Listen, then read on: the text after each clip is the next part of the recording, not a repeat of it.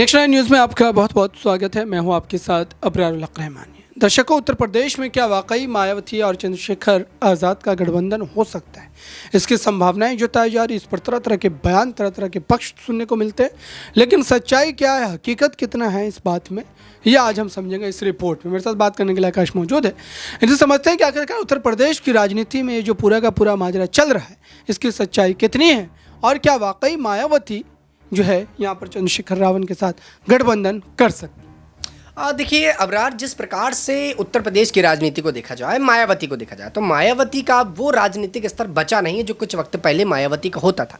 गरीबों की मसीहा मानी जाती थी, गरीबों के बीच में उनका दबदबा था, दलितों के बीच में उनका दबदबा था। तो कहीं ना कहीं दलितों की मसीहा होने के नाते लोग बिना सोचे समझे मायावती को वोट करने के लिए आगे भागते थे। लेकिन आज के वक्त पर उत्तर प्रदेश के अंदर बीजेपी जैसे सरकारें हैं, योगी आदित्यनाथ जैसा शासन है, तो यहाँ पर कहीं ना कहीं मायावती का जो राज है वो फीका पड़ रहा है। और पिछले कई वर्षों से देखा जा रहा है, मायावती जब भी चुनाव लड़ती हैं तो एक आध सीट से ज़्यादा उनको शायद ही कहीं मिल पाती है। तो ये अपने आप में बताता है कि मायावती का जो राजनीतिक स्तर था वो अब उतना बेहतर नहीं है। रही बात चंद्रशेखर आज़ाद की, देखिए चंद्रशेखर आज़ाद आज के टाइम पर दलितों के एक युवा नेता के तौर पर उभर रहे और लगातार उनकी छवि बेहतर होती जा रही है। जितनी बार देखा जाए तो वो यहाँ पर गरीबों के लिए, हक के लिए बोलते हैं। अभी कुछ वक्त पहले दिल्ली में ये ऐसे ही देखा गया कि एक यहाँ पर दलित महिला थी, उनके साथ गलत किया गया, प्रोफेसर थी, तो उनके लिए प्रोटेस्ट लेकिन आकाश, एक मामला फंसता है कि सीट शेयरिंग का फॉर्मूला कैसे तय हो।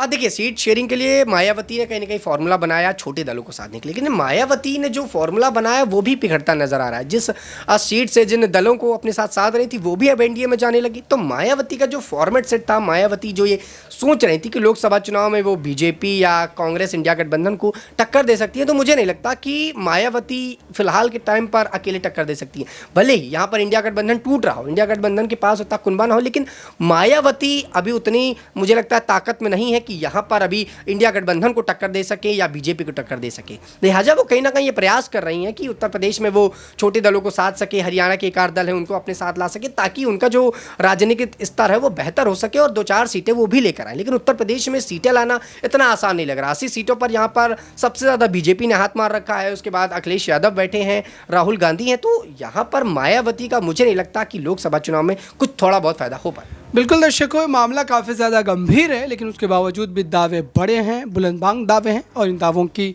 हकीकत क्या होगी ये तो चुनाव के नतीजे ही बताएंगे। फिलहाल इस खास रिपोर्ट में बस इतना ही। जुड़े रहें बड़ी खबरों के लिए नेक्स्ट 9 न्यूज़ के साथ।